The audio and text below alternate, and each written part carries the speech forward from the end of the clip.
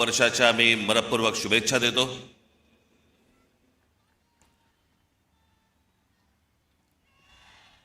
नऊ मार्च 2006 पक्ष स्थापन झाला आणि 19 मार्च 2006 आपली पहिली जाहीर सभा याच शिवतीर्थावरती इथे झाली. आज 20 वर्ष झाली पक्षाला आणि आनंदाची आणि भाग्याची गोष्ट अशी की 20 वर्षानंतर 19 मार्चला गुढीपाडवा यावा.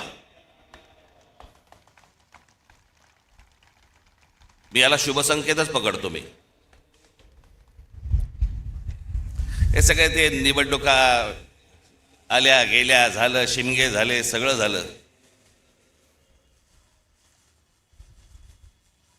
आपण जे उभे आहोत हे लक्षात ठेवा, हे महाराष्ट्रासाठी उभे आहोत. आणि मी जे बोलतोय तुम्हाला आत्ता हे तुमच्या टाळ्यांसाठी बोलत नाहीये.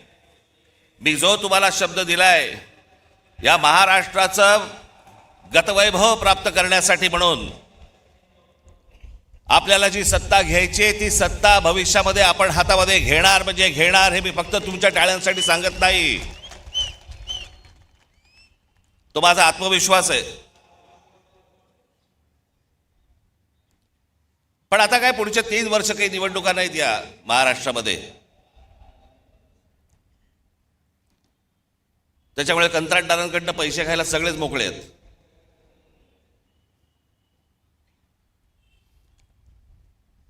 आज देशातही एक धाकधूक सुरू आहे, भीषण परिस्थिती आहे, गॅस मिळत नाही आहेत. नेहमी नॉर्मलला असणारी लोक सध्या गॅसवर आहेत.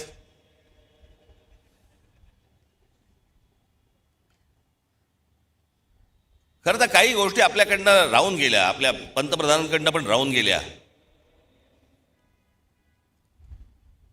जो इराण इतकी वर्ष आपल्याला साथ देत होता,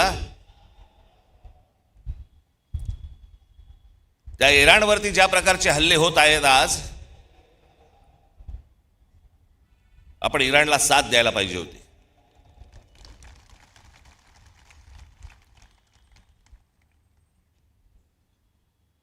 या देशामध्ये येणारं सगळं बरचसं तेल हे इराणमधनं येतं, ते आपल्याला रुपयामध्ये देतात, देत आले.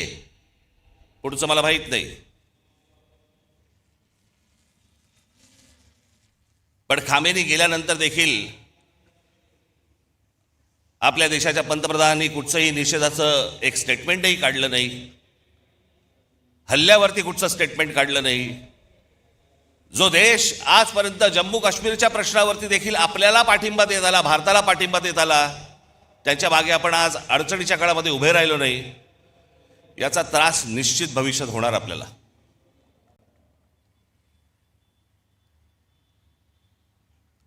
आज सगळ्या बाजूने समजतच नाही की नेमके आपण कुठे चाललो आहोत, काय चाललो आहोत. या देशामधली राज्य कुठे चालली आहेत, या देशामधली लोक कुठे चालली आहेत, प्रगती कुठे होतीये. मी आत्ताच गेल्या जानेवारीमध्ये आपली इथे जाहीर सभा झाली, त्यावेळेला मी अनेक लोकांचे वाभाडे काढले इथे. आपण पण किती अडाणी आहोत हे पण सांगितलं.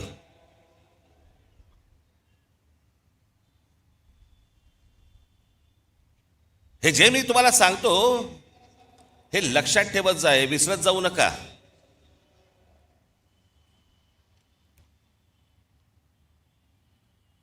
आज फुरसतीत आलायत ना, फुरसतीत आहात ना जरा.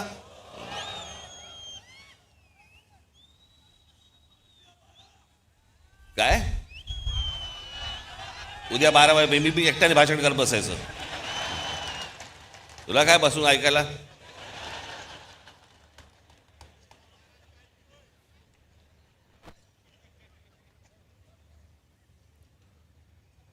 मी ज्या वेळेला राजकारणामध्ये आलो त्यावेळेला माझं पहिलं जेव्हा भाषण झालं आणि त्या पहिल्या भाषणानंतर मला जेव्हा माननीय बाळासाहेबांनी बोलवलं, एक वाक्य सांगितली होती त्यावेळेला. काही जसं स्क्रू फिट व्हावा ना तशी आतमध्ये गेली ती वाक्य. त्यावेळेला त्यांनी मला सांगितलं होतं की भाषण जेव्हा करशील तेव्हा एक गोष्ट लक्षात ठेव, काय बोललो याला महत्व नाही, आज तू येऊन त्यांना काय दिलंस याला महत्व आहे. समोरच्यांना विचार करायला काय दिलंस. आणि मी नेहमी एक भाषण करताना माझ्यावरती एक मानसिक दडपण पण असतं की मी आज काय तुम्हाला देऊ, काय सांगू तुम्हाला, नवीन काय देऊ, ज्याच्यातनं तुम्ही विचार करायला लागाल. हे सरकार विचार करायला लागेल.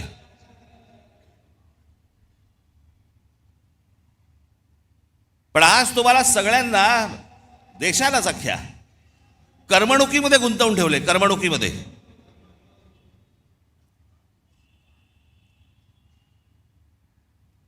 IPL चालू आहे, मग अजून कुठचे पिक्चर येत आहेत, मग ते हाऊसफुल जात आहेत, मग टेलिव्हिजनवरती. मी आज तुम्हाला सगळ्यांना एक नम्र विनंती करणार आहे, महाराष्ट्राच्या हितासाठी नम्र विनंती करणार आहे.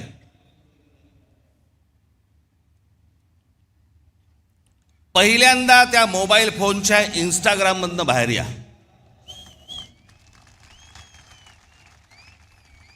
सकाळी संडास नाही, लवकर बाहेर याल. मध्यंतरी ते आमचे ते काय ते रील बाज वगैरे सगळे आले होते, मी माझ्याकडे नव्हतं ते मोबाईलवरती, ते टाकलं, ते गुंतायला होतं त्याच्यात. मी मागे म्हटलं होतं ना, ते डान्स बार बंद झाले ना त्याची लक्षणं आहेत ती. तिकडे ते बंद झालं, इथे मोबाईलवर सुरू झालं.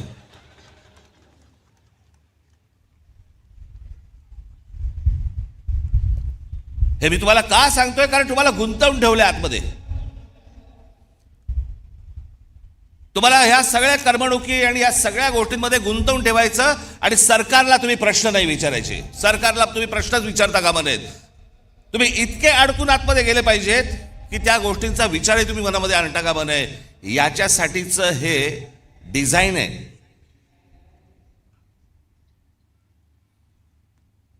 हे फक्त भारतात सुरू नाही आहे, जगभर सुरू आहे की सरकारांना प्रश्नच विचारू नयेत आणि तुम्ही अडकून राहावं. IPL मध्ये अडकावं, चित्रपटामध्ये अडकावं, टेलिव्हिजनमध्ये अडकावं, मोबाईलमध्ये अडकून राहावं. मोबाईल तर आपला एक अवयवच झालाय. आणि म्हणून आजूबाजूला आपल्याला काही बघता येत नाही, पाहता येत नाही, विचार करता येत नाही. जसे पूर्वीच्या काळामध्ये लोक जसे रस्त्यावरती येत असत, आता काही नाही, मी माझा राग व्यक्त केला मोबाईलवर, आता कशाला रस्त्यावरती येऊ. हे तुम्हाला गुंतवून टाकणं आहे. आणि मग महाराष्ट्रामधले जे प्रश्न आहेत, महाराष्ट्रातले जे सत्ताधारी आहेत, यांना प्रश्नच विचारायचे नाहीत.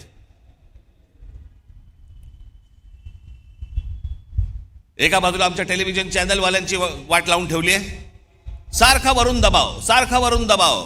ही बातमी टाकायची नाही, या बातम्या करायच्या नाहीत, ही करायची नाही, सरकारला विरोध करायचा नाही, विरोध केला बातम्या बंद करू, तुमच्या जाहिराती बंद करून टाकू, नोकरीवरून काढून टाकू. त्याच्यामुळे तुमच्यापर्यंत बातम्या पोचवायच्या नाहीत खऱ्या. हे अशा एका विचित्र परिस्थितीमध्ये देश अडकलेला आहे, हे राज्य अडकलेले आहे, सगळेच अडकलेले आहोत. अर्थात अशा काही गोष्टी ज्या होतात ह्या काही कायमस्वरूपी बसत नसतात. खालून काठी नाही बसली तर वरून बसतेच.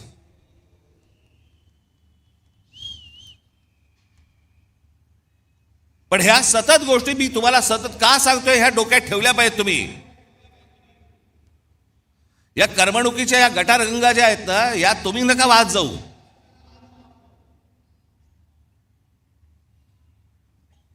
उद्या काय आपल्या आजूबाजूला निघून गेलंय ना, कळणार पण नाही, थांग पत्ता पण लागणार नाही तुम्हाला. कारण आम्ही अडकले मोबाईलमध्ये.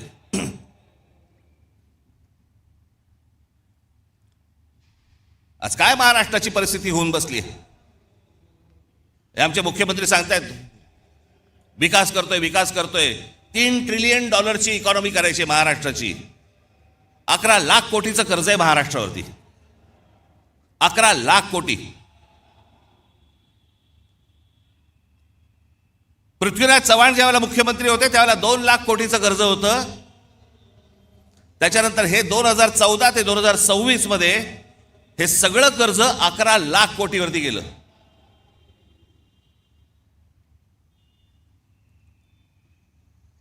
शहरांची अवस्था बघा.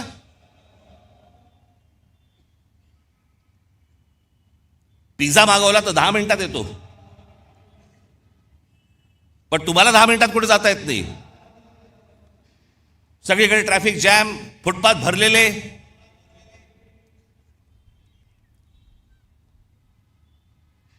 काय आयुष्य नावाची काय गोष्ट असते की नाही? एखाद्याच्या तुमच्या मनात येते की नाही की माझं काय आयुष्य आहे?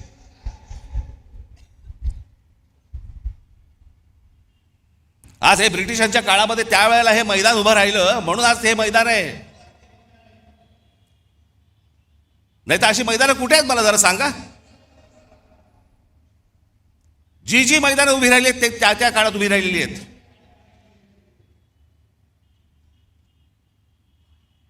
आपण काय मुलांसाठी काय करतो? लहान लहान मुलांसाठी काय बागा तरी तयार करतोय का आपण? त्या बागा बघितल्यानंतर तिकडे जावंसं तरी वाटतंय का?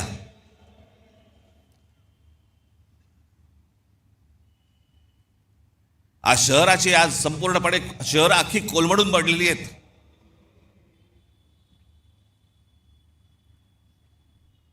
मी मध्यंतरीच मुख्यमंत्र्यांना भेटलो, उपमुख्यमंत्र्यांनाही भेटलो. या शहरांचा ट्रॅफिकचा प्रश्न, गाड्या, उद्या मी तुम्हाला सांगतो अशी जर परिस्थिती जर अजून एक 5-10 वर्ष राहिली ना, घरातनं निघाल आणि तिकडेच असाल, हलता येणार नाही तुम्हाला. सगळंच गमावून बसतोय आपण, सगळं आपल्या हातातनं गमावून बसतोय.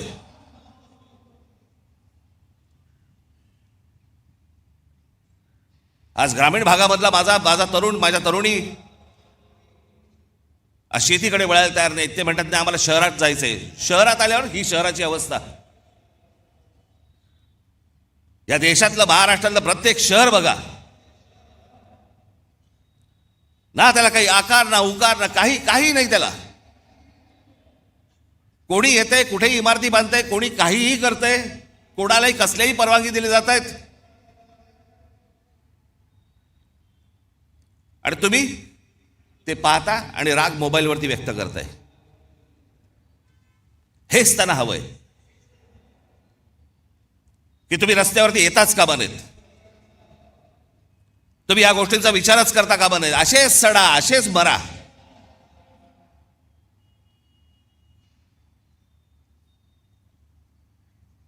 तीन वेळा आजपर्यंत कर्जमाफी झाली शेतकऱ्यांची, 3 वेळा. पण या देशामध्ये सर्वाधिक शेतकरी आत्महत्येचा आकडा महाराष्ट्रात आहे. दररोज आत्महत्या होत आहेत, रोज शेतकरी आत्महत्या करतायत. कोणाला काही पडलेलं नाहीये.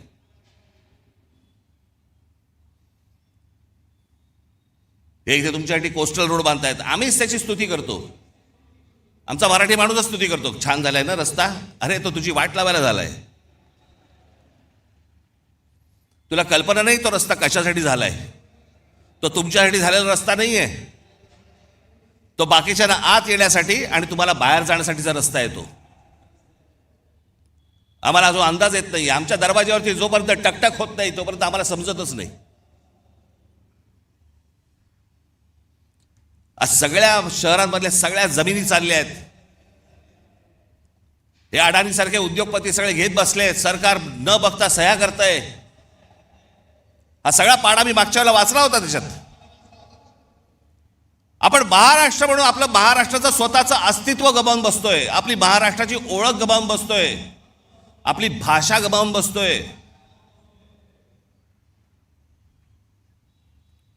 मी मागे पण सांगितलं होतं ना, एकदा ती गोष्ट हातातनं गेली की परत येणार नाही.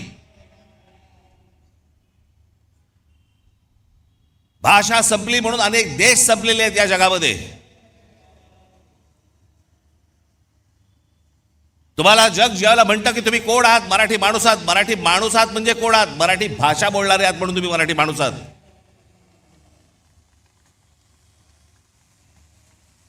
मी काय काय व्हिडिओज बघतो, अनेक लोक काही भांडण चालू असतात, मारामारी चालू असतात आणि आपलेच मराठी हिंदीमध्ये बोलत असतात. हिंदी मत बोल ना, हिंदी मत. अरे मग तू काय करतोय? जा दक्षिणेकडे बघा, तामिळनाडू बघा, आंध्र प्रदेश बघा, केरला बघा, लांब कशाला गुजरात बघा. प्रत्येक राज्य आपलं अस्तित्व टिकवणे, प्रत्येक राज्य आपली भाषा टिकवणे. आमच्याकडचे आमदार खासदार काही नाही, दुसरं काही नाही, कंत्राटदार, पैसे, रोज एवढंच सुरू आहे. फक्त महाराष्ट्र विकायला काढलाय.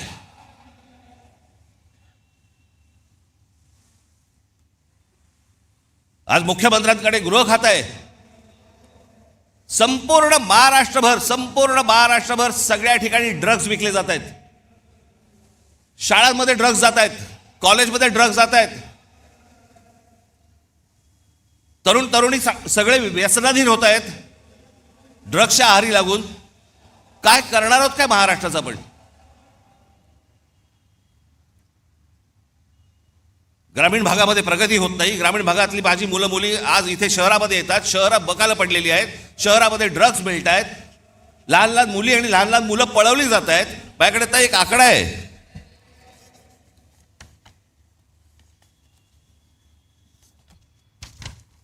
नोव्हेंबर डिसेंबर या महिन्यातल्या 36 दिवसांमध्ये, गेल्या आता नोव्हेंबर डिसेंबरच्या या 36 दिवसांमध्ये केवळ मुंबईमध्ये 82 मुलं बेपत्ता झाली. जानेवारी ते नोव्हेंबर 2025 या कालावधीत महाराष्ट्रातील नवी मुंबई शहरात तब्बल 499 मुलांच्या अपहरणाच्या घटना नोंदवण्यात आल्या. त्यातली 41 मुले अद्याप बेपत्ता आहेत. 458 पोलिसांनी, आमचे पोलीस, मुंबईचे पोलीस, महाराष्ट्राचे पोलीस हे सक्षम आहेत. म्हणून त्या आई वडिलांना त्यांची मुलं मिळाली. NCRBच्या आकडेवारीनुसार महाराष्ट्रात दरवर्षी, हे मी तुम्हाला विधानसभेतलं सांगतोय आकडे, विधानसभेमध्ये आत्ता मुख्यमंत्र्यांनी त्यांच्या भाषणामध्ये सांगितलेले आकडे सांगतोय तुम्हाला. NCRBच्या आकडेवारीनुसार महाराष्ट्रात दरवर्षी साधारण 4,500 ते 5,500 मुले बेपत्ता होतात. काय होत असेल त्यांच्या आई वडिलांना? 4,500 ते 5,500 मुलं बेपत्ता होता. हा महाराष्ट्र, असा होता महाराष्ट्र.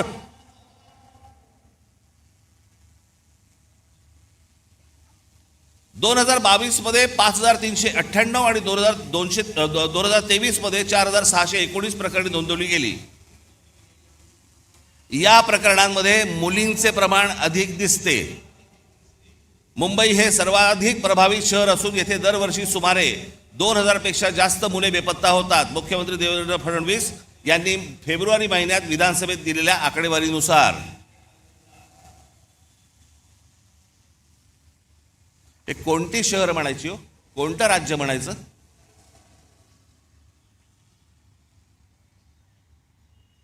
तुमच्या भाषेची हमी नाही, तुमची हमी नाही, तुमच्या पोराबाळांची हमी नाही, कशाचीही हमी नाही. अशी कुठचीही हमी नसलेलं हे या राज्यामध्ये तुम्ही राहताय आणि म्हणायचं आम्ही शिवरायांच्या राज्यात राहतो.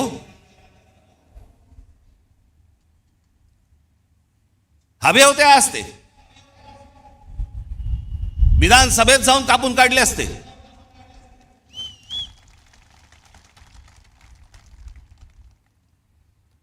पण आम्हाला माहितीच नाही. राज ठाकरे जेव्हा सांगणार आकडे त्यावेळेला आम्हाला कळणार, कारण आम्ही कशात गुंतलोय? आम्ही इंस्टाग्राममध्ये गुंतलोय.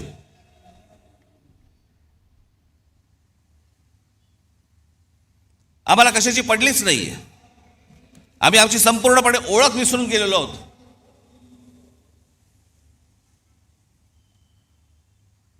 मी आज एक मुद्दामून एक गोष्ट तुमच्यासाठी आणलेली आहे. मी बोलीनच, पण त्याच्यानंतर तुमच्या लक्षात येईल तुम्ही कोण आहात, तुम्ही कोणत्या भूमीत जन्माला आलात, तुम्ही कोणाचे वारस आहात. मी नेहमी सांगतो ना, हा महाराष्ट्र दरवेळेला देशाला दिशा दाखवत आला, या हिंद प्रांताला दिशा दाखवत आला. त्या महाराष्ट्राकडे कधीतरी तुम्ही नीट जवळून पाहिलेत का, की या महाराष्ट्राची नेमकी क्षमता तरी काय आहे?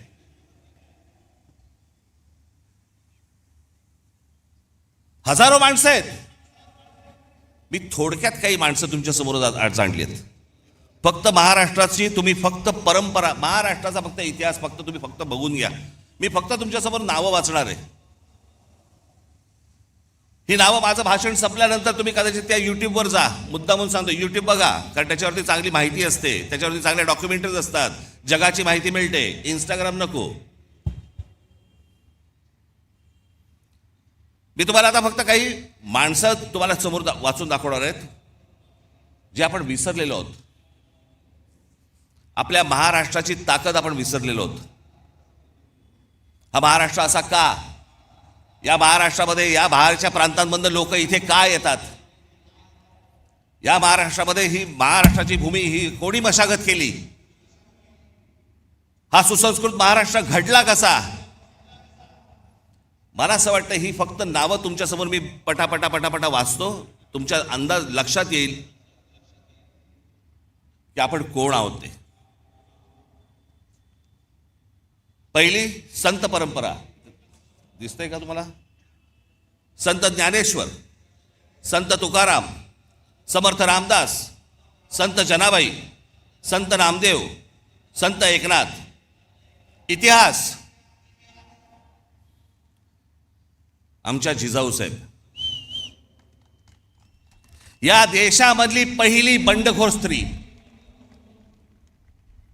पहिली बंडखोर स्त्री, ज्या स्त्रीने, ज्या आईने स्वतःच्या वडिलांना विचारलं होतं की दुसऱ्यांकडे कशाला चाकरी करता.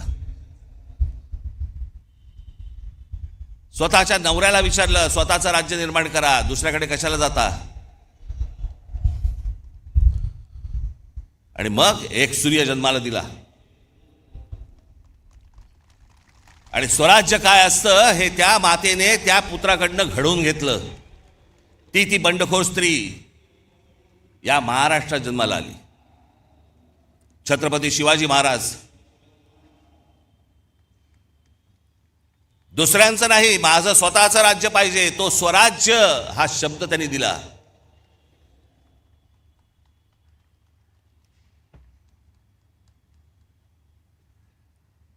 छत्रपती संभाजी महाराज. छत्रपती शिवरायांच्या मृत्यूनंतर स्वराज्य टिकवण्यासाठी आणि वाढवण्यासाठी अंतर्गत कलहाशी आणि शत्रूशी समर्थपणे आणि प्राणपणाने लढणारे धर्मवीर. महाराष्ट्र. बाळाजी विश्वनाथ पेशवे योद्धा व मराठा साम्राज्याचे पंतप्रधान होते. मी एक तुम्हाला सर्वांना आज हात जोडून विनंती करणार आहे, ज्यांनी महाराष्ट्र घडवला ना, ज्यांनी महाराष्ट्र मोठा केला ना, आणि महाराष्ट्रात आज देखील, कृपया आपल्या महापुरुषांकडे आणि कोणाहीकडे जातीने पाहू नका. त्यांनी या महाराष्ट्रासाठी काय योगदान दिलं ना, ते सर्वात महत्वाचं आहे.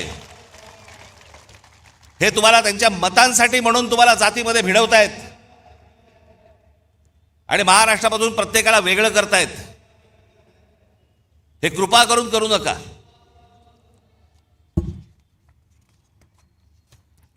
पहिले बाजीराव पेशवे छत्रपती शिवाजी महाराजांनंतर मराठी मुलखात तेवढाच आत्मविश्वास आणि स्वराज्यनिष्ठा निर्माण करणारे आणि मराठी साम्राज्याचा विस्तार करणारे. अहिल्याबाई होळकर मराठा साम्राज्य, शिंदे होळकर नागपूरचे भोसले साम्राज्य, मराठा साम्राज्य संपूर्ण हिंद प्रांतावरती वचक ठेवला. गायकवाड हे गुजरातमध्ये, या राज्याच्या जडणघडणीत गायकवाड घराण्याचा मोठा वाटा. Bank of Baroda, Baroda university आणि गुजरातमध्ये अनेक रेल्वे मार्ग त्यांनी सुरू केले. तात्या टोपे, झाशीची राणी लक्ष्मीबाई. आता ह्या 18व्या शतकातील मराठी नावं ज्यांनी मुंबईला आकार दिला. जगन्नाथ शंकर शेठ. तुम्हाला भाऊचा धक्का माहिती आहे ना? भाऊ लक्ष्मण अजिंक्य एक मराठी माणूस होता, कंत्राटदार होता, त्यांनी भाऊचा धक्का बांधला. सीताराम खंडेराव वैद्य, नाव पण माहिती नसेल तुम्हाला. सीताराम खंडेराव वैद्य म्हणजे कोण? हे जे टाटांचं ताजमहाल हॉटेल उभं आहे ना, या ताजमहाल हॉटेलचे आर्किटेक्ट.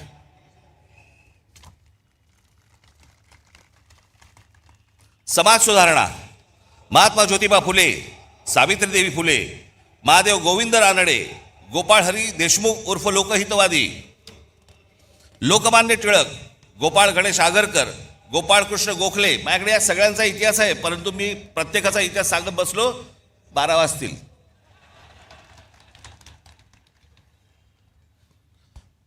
गोपाळ कृष्ण गोखले, शाहू महाराज, भारतरत्न डॉक्टर बाबासाहेब आंबेडकर, क्रांतिसिंह नाना पाटील, स्वातंत्र्यवीर विनायक दामोदर सावरकर, महर्षी विठ्ठल रामजी शिंदे, संत गाडगेबाबा, भारतरत्न महर्षी दोंडो केशव म्हणजे ज्यांनी महिलांचं शिक्षण, त्यांचे हक्क विधवांना परत पुनर्विवाह करण्यासाठी म्हणून ज्यांनी काम केलं ते हे महर्षी धोंडो केशव कर्वे.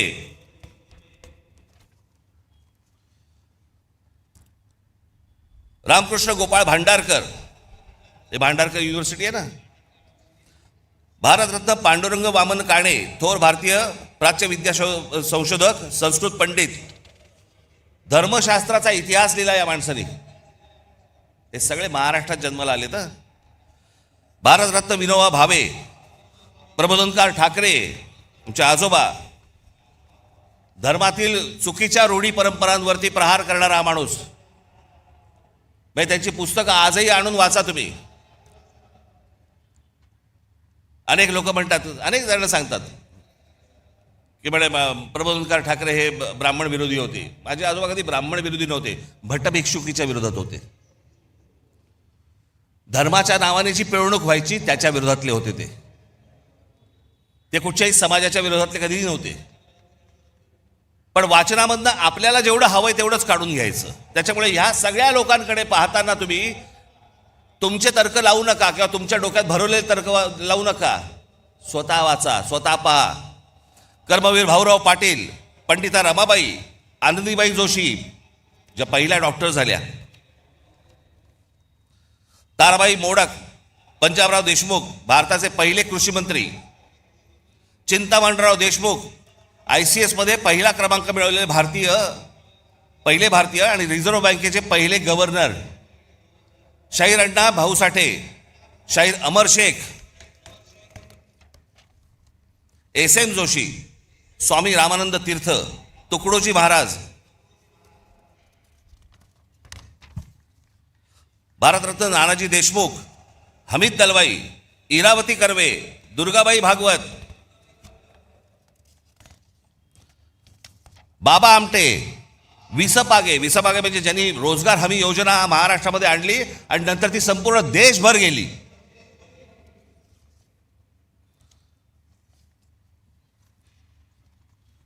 अनेक नेते होऊन गेले महाराष्ट्रामध्ये,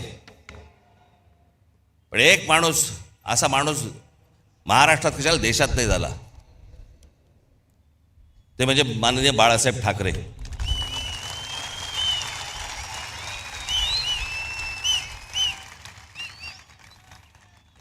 मराठी माणसाच्या मनात जी मराठी अस्मितेचा जो अंगार फुलवला हा पहिला या माणसाने.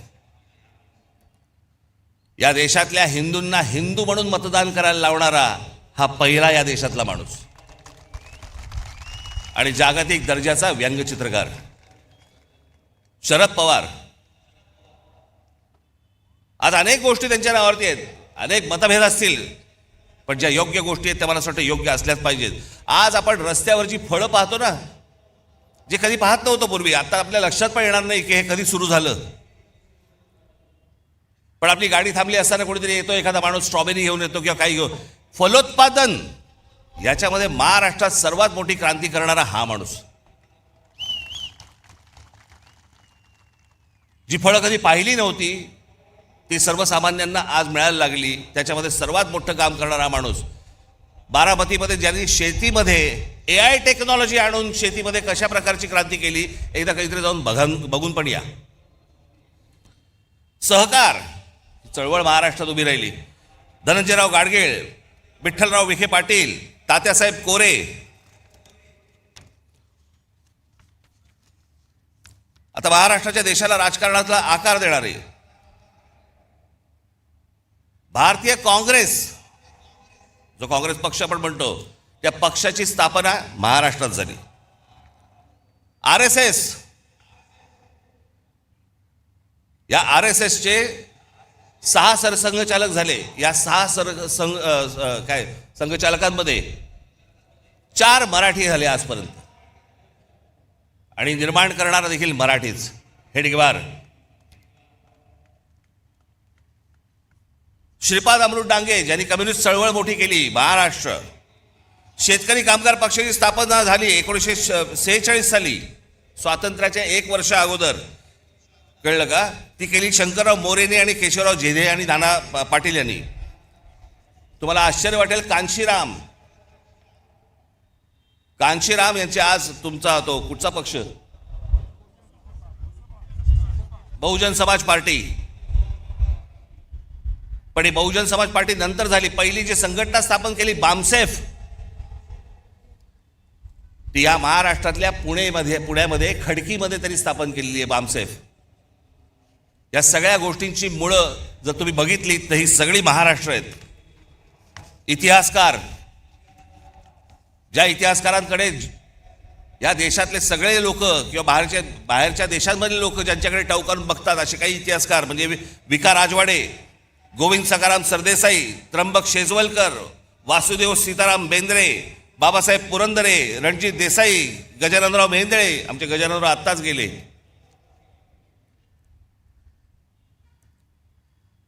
अनेकदा त्यांच्या भेटी व्हायच्या गजाननरावांच्या. काही विचारलं की ते एकच गोष्ट सांगायचे, एवढं आहे, बाकी इतिहासाच्या पानात कुठेही नाही. जेवढं खरं आहे तेवढा इतिहास ते सांगायचे. ह्या सगळ्यांची जरा एकदा कधीतरी बघा. नुसत्याच मिरवणुका काढून, गुलाल उधळून, झेंडे उधळून काही होणार नाही आपलं. शिवाजी महाराजांचा जय जयकार, बाबासाहेब आंबेडकरांचा जय जयकार, आमच्या ज्योतिराव फुलेंचा जय जयकार. आपण काय झालंय, महाराष्ट्र प्रतिभांमध्ये अडकलाय. महाराष्ट्र ज्या दिवशी यांच्या प्रतिभेमध्ये अडकेल ना, त्या दिवशी परत आपल्याला गतवैभव प्राप्त होईल. नुसते आमच्याकडे प्रतिमा आहेत, प्रतिमांचं पूजन करतोय आम्ही. सायन्स, डॉक्टर वसंत गोवारीकर.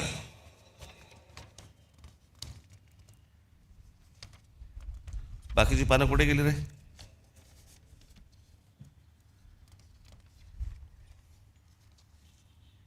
त्याचं पानं नाही आहेत, बाकीची तिकडे आहेत का?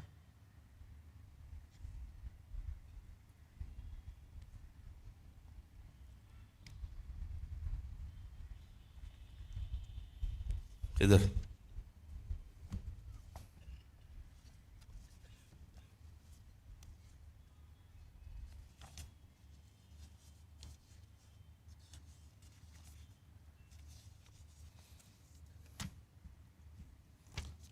Science and technology, Vasant Gowariker, Jayant Narlikar, Raghunath Mashelkar, Vijay Bhatkar.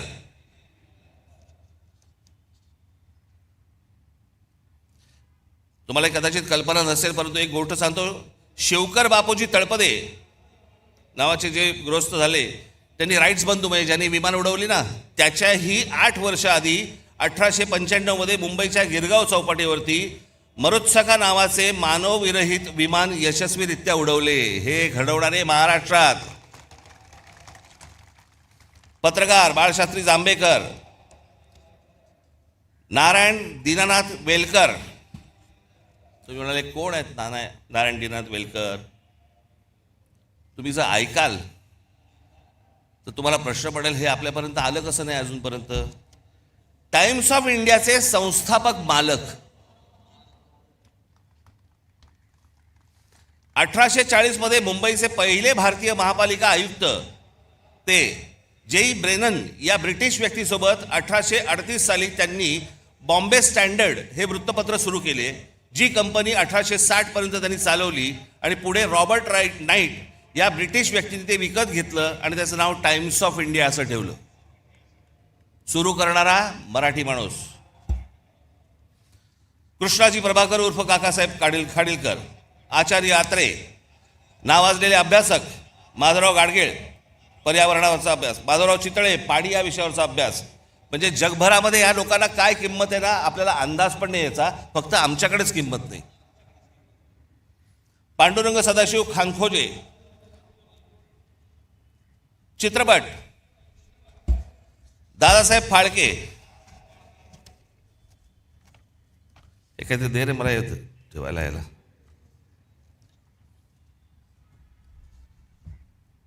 Dadasaheb Phalke, Baburao painter, V Shantaram. त्याच्यानंतर आपल्याकडच्या चित्रपट क्षेत्रातील काही मीनाक्षी शिरोडकर, शोभना समर्थ, माधुरी दीक्षित, सुलोचना. अजून एक नाव तुम्हाला सांगणार आहे ज्याच्यामध्ये तुम्हाला प्रश्न पडेल की अरे अजूनपर्यंत आम्हाला कसं माहित नाही. हिंदी चित्रपट सृष्टीमधले जवळपास 6300 गाणी मी सांगितल्यावर तुम्हाला कळेल. 6,300 गाणी ज्या जोडीने दिली त्या जोडीचं नाव आहे लक्ष्मीकांत प्यारेलाल. त्या लक्ष्मीकांत प्यारेलाल मधले लक्ष्मीकांत हे कुडाळकर होते आणि आपल्या कुडाळमधले होते राहणारे. हे आजपर्यंत आम्हाला कोणी सांगितलं नव्हतं. मला माहिती होतं अर्थात, पण आमच्या महाराष्ट्रामधला एवढा मोठा संगीतकार होऊन गेला याचं आम्हाला काही कौतुक काही नाही. आमच्या लोकांबद्दल आम्हाला कौतुकच नाही. अहो, आत्तापर्यंत आपल्याला 8 साधारणपणे भारतरत्न मिळाली. या 8 भारतरत्नांमध्ये 4 भारतरत्न ही एकट्या दापोलीमधली आहेत, पण आम्हाला काही देणं घेणंच नाही त्याच्याशी. बावा काणे, धोंडो केशव कर्वे, विनोबा भावे, आमच्या बाबासाहेबांचा जन्म इंदोरचा, पण संपूर्ण बालपण मोठेपण सगळं त्यांचं तिकडे दापोलीत गेलं. आम्हाला काही देणं घेणंच नाही या गोष्टींशी. आम्हाला आजूबाजूला पाहायचंच नाहीये. आमचा महाराष्ट्र मेला तरी चालेल. आम्हाला कंत्राटदाराकडनं पैसे मिळाले पाहिजेत.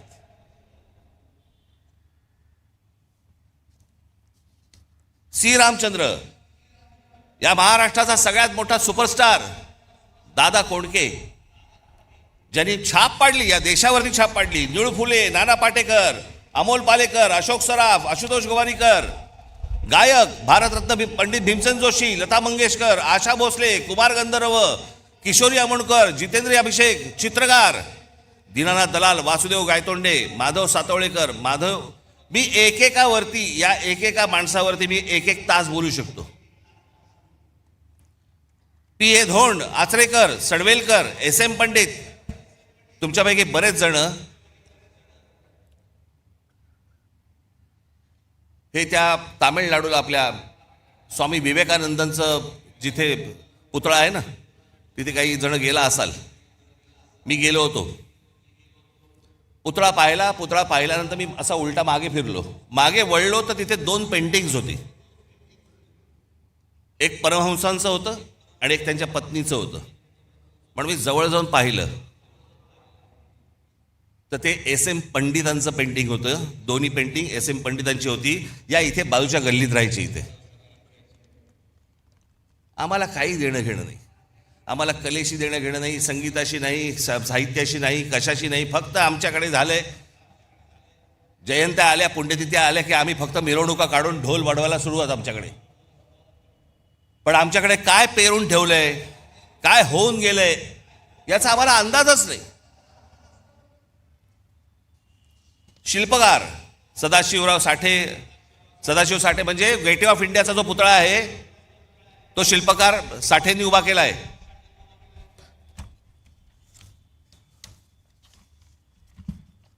त्याच्यानंतर राम सुतार म्हणजे कोण? ज्यांनी एक मोठा पुतळा बांधला. तो पुतळा चीनमध्ये गेला आणि चीनमध्ये जाऊन त्याचा एक भव्य मोठा पुतळा बांधला गेला. तो सरदार वल्लभभाई पटेलांचा, जो आता गुजरातमध्ये आहे, तो आमच्या राम सुतारांनी उभा केला. आम्हाला काही देणं घेणं नाही. उद्योग शंतनुराव किर्लोस्कर, आबासाहेब गरवारे, रघुनाथराव चितळे, बीजी शिर्के म्हणजे या इमारतींना ज्या विटा वापरल्या जातात ना, सिपोरेक्षा, ते बनवणारे बीजी शिर्के, दाजी काका गाडगीळ, काल निर्णयचे जयंतराव साळगावकर, केसरी पाटील, राजा पाटील, ज्यांनी मराठी माणसाला जग दाखवलं. H.S. केळकर, आम्हाला माहित नाही, फक्त आम्हाला कॉलेज माहिती आहे ठाण्याचं. S.H. केळकर हे परफ्युमरीज म्हणजे अत्तराच्या व्यवसायातले जुने माणसं. या केळकरांकडचा जो अर्क आहे ना, तो परदेशातले बरेचशा मोठे जी काही तुम्ही आता परफ्यूम जे वापरता ना, त्याचा जो अर्क आहे हा S.H. केळकरांकडनं जातो महाराष्ट्रातनं. राजीव सामंत, सुला वाईन्स, कॅमलिनचे दांडेकर, जे लहानपणापासून आपण जे बघत आलो ना, कंपास पेटी आणि सगळ्या गोष्टी, ह्या संपूर्ण देशभर व्यवसाय उभा करणारे महाराष्ट्राचे दांडेकर. आनंद देशपांडे, रवी पंडित, बाबा कल्याणी, वासुदेव कोल्हटकर, केशव विष्णू पेंढरकर, नाटकामध्ये विष्णुदास भावे, राम गणेश गडकरी, बाल गंधर्व, केशवराव भोसले, विजय तेंडुलकर, महेश एलकुंचवार, विजया मेहता, वसंत कानेटकर, श्रीराम लागू, मोहन आगाशे, जब्बार पटेल, सतीश आळेकर, साहित्य कवी केशव सूत, कुसुमाग्रज, पु ल देशपांडे, गदी माडगुळकर, विंदा करंदीकर, शांता शेळके, नारायण सुर्वे, चिंतामण त्र्यंबक खानोलकर, बाबूराव बागोल, सुरेश भट, बंडखोर नामदेव ढसाळ. क्रीडा दिबा देवधर, मी अगदीच थोडक्यात आणली आहे ही यादी. दिबा देवधर, बापू नाडकर्णी, विजय मांजरेकर, विजय हजारे, सुनील गावस्कर, अजित वाडेकर, दिलीप वेंगसरकर, सचिन तेंडुलकर, प्रवीण ठिपसे, ग्रँड मास्टर बुद्धिबळ, भाग्यश्री ठिपसे, ग्रँड मास्टर बुद्धिबळ, अभिजित कुंटे, ग्रँड मास्टर बुद्धिबळ, खाशाबा जाधव, नावाजलेले अभ्यासक हे झाले मगाशी. एवढं भरभरून आपल्याला महाराष्ट्राला दिलंय, आपल्याला काही याची किंमत, आपण याच्यासाठी काही करतोय, ह्यांच्यासाठी नाही, आपण काही वेगळा विचार करतोय का? महाराष्ट्र कुठे होता? महाराष्ट्र अख्खा देश टवकारून बघायचा महाराष्ट्रामध्ये काय चाललंय, महाराष्ट्रात नवा विचार कोणता येतोय, महाराष्ट्रात आम्हाला काय देणार आहे. या नवीन विचाराला सतत बघणारा हा देश आज महाराष्ट्राला काय देतोय. आमच्या क्रिकेट टीम मध्ये देखील आज महाराष्ट्राचे, मुंबईचे कोण नाही हो? कोण मराठी आहेत मला जर दाखवा. एक काळ असा होता की 11-12 प्लेयर मध्ये जवळपास 8 ते 9 हे मुंबईचे लोक असायचे, महाराष्ट्राचे लोक असायचे. कुठे कमी पडतोय आम्ही? आम्ही विचारच करत नाही आहोत. आम्हाला महाराष्ट्र कसा घडवायचा आहे याचा आमचा विचारच संपलेला आहे. आमच्यावरती सरकार येत आहेत आणि लादतायत, वाटेल त्या गोष्टी रोज येत आहेत, नवीन कायदे करतायत, नवीन नियम करतायत. आम्हाला लक्ष द्यायला वेळ नाही. आम्ही गुंतलोय करमणुकीमध्ये.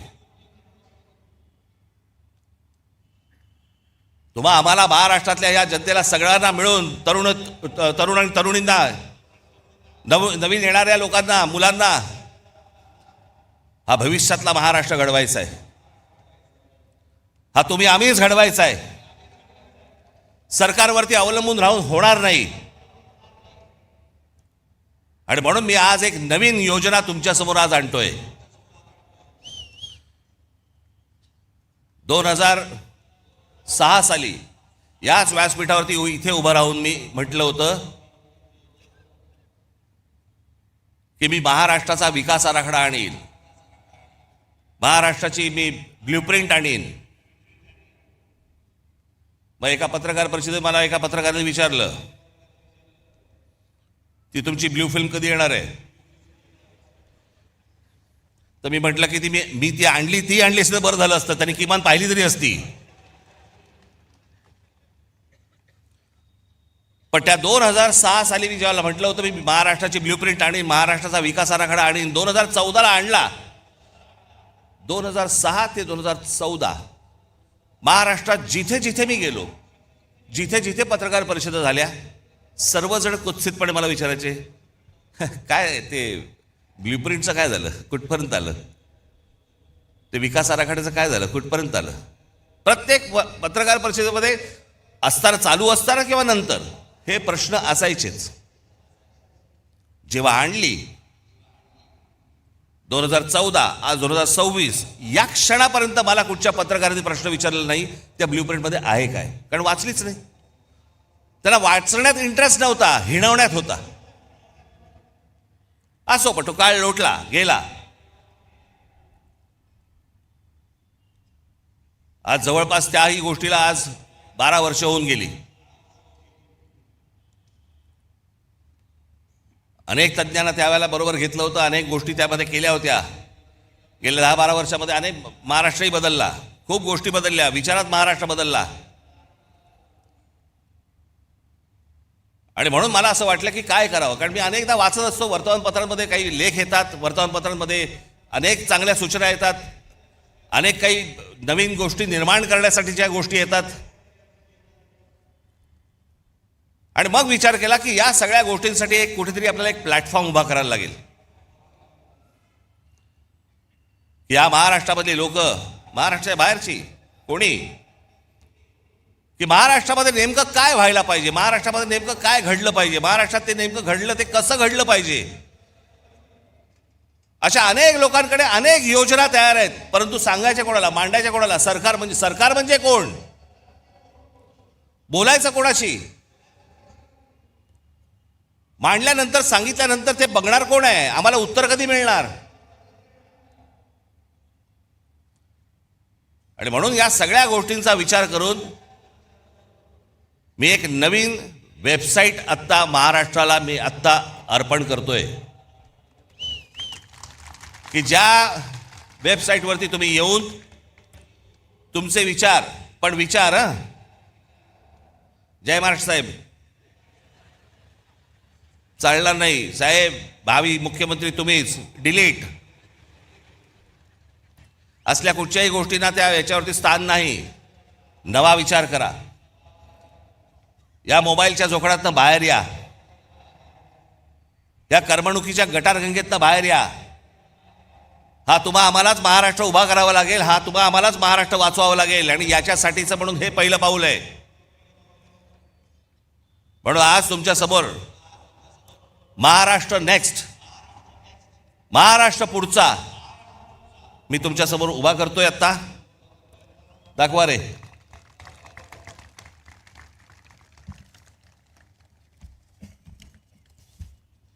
याच्यामध्ये हे सुरू झाल्यावरती तुम्हाला ऑप्शन्स आहेत, मराठी आणि इंग्रजी. त्याच्यामध्ये तुम्ही मराठीमध्ये गेलात की त्याच्या बाजूला एक ऑडिओ फिल्म आहे, ही वेबसाईट कशी वापरायची.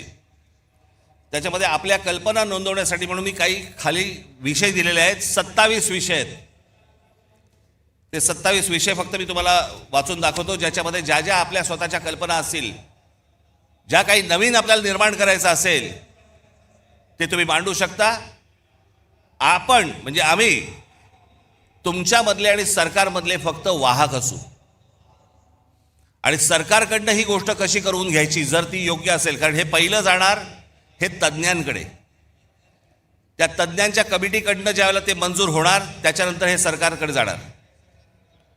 त्याच्यामुळे ही 27 तुम्हाला इथे गोष्टी दिलेल्या आहेत. त्याच्यामध्ये शेती, रस्ते आणि पायाभूत सुविधा विकास, आरोग्य सेवा व सार्वजनिक आरोग्य व्यवस्था, जमीन, पायाभूत सुविधा, औद्योगिक वसाहती, व्यवसाय सुलभता, प्रादेशिक औद्योगिक संतुलन व सर्वसमावेशक, शालेय उच्च व तंत्र शिक्षण सुधारणा, आदिवासी विकास, सर्वसमावेशक आणि सशक्त महिला व बाल, रोजगार व रोजगार निर्मिती, आपत्ती व्यवस्थापन आणि आपत्तीपूर्व तयारी, क्षेत्रनिहाय औद्योगिक धोरण, गुंतवणूक प्रोत्साहन व थेट विदेशी गुंतवणूक, स्टार्टअप्स आणि भविष्यवेधी उद्योग, ग्रामीण अर्थव्यवस्था आणि ग्रामीण उद्योग विकास, शहरांचा शाश्वत विकास, क्रीडा व युवा विकास, मराठी भाषा संस्कृती ज्ञान परंपरेचा विकास, पारंपरिक आणि अपारंपरिक ऊर्जा, हवामान बदल, पर्यावरण आणि प्रदूषण, सूक्ष्म लघु व मध्यम उद्योग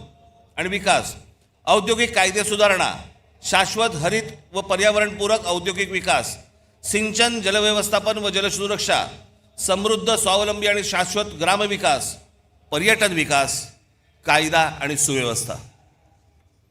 याच्यामध्ये तुम्ही आतमध्ये गेल्यानंतर आपली कल्पना इथे पुढे नोंदवायची तुम्हाला येईल. त्या प्रत्येक गोष्टीमध्ये 27 गोष्टीमध्ये त्याच्या उपशाखा आहेत. समजा तुम्ही रोजगार आणि रोजगार व रोजगार निर्मिती हा जर विषय घेतला तर त्याच्यामध्ये रोजगार विमुख, कौशल्य प्रशिक्षण, उद्योजकता वगैरे वगैरे असे बरेच विषय त्याच्यामध्ये आहेत. ते झाल्यानंतर पुढे जेव्हा तुम्ही जाल त्याच्यानंतर तुम्ही तुमची कल्पना त्याच्यावरती नोंदवायची, आणि त्याच्या खाली गरज असल्यास तुम्हाला काही फाईल अपडेट करायची असेल, फोटो टाकायचा असेल त्याच्याबरोबर तुमच्या म्हणण्याला, तोही तुम्ही टाकू शकता. त्याच्यानंतर तुम्ही पुढे गेलात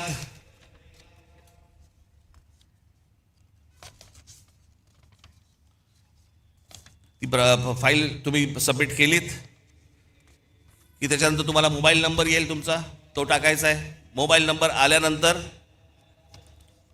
तुम्हाला एक OTP येईल तुमच्या मोबाईलवरती, तो भरायचा आहे. तो भरला की तुमचं संपूर्ण नाव, पत्ता, आणि सर्व माहिती याच्यावरती द्यायची आहे. एक तुम्हाला सांगतो सर्वांना, आज तुम्ही इथे आज जे ऐकत आहात ते ऐकत आहात, टेलिव्हिजनवरती जे ऐकत असतील बघत असतील त्यांनाही माझं सांगणं आहे, तुम्ही सांगेपर्यंत तुमचं नाव आणि पत्ता आणि मोबाईल नंबर हा सरकारला दिला जाणार नाही. उद्या तुमची कल्पना जर समजा आवडली आणि त्याची जर समजा अंमलबजावणी करायची ठरली आणि त्यांनी विचारलं हा माणूस कोण आहे, तुम्हाला विचारलं जाईल की तुमचं नाव आणि नंबर द्यायचं आहे का. त्याच्यामुळे ती गोष्ट गुपित राहील, पुढे जाणार नाही. त्याच्यानंतर ढकला.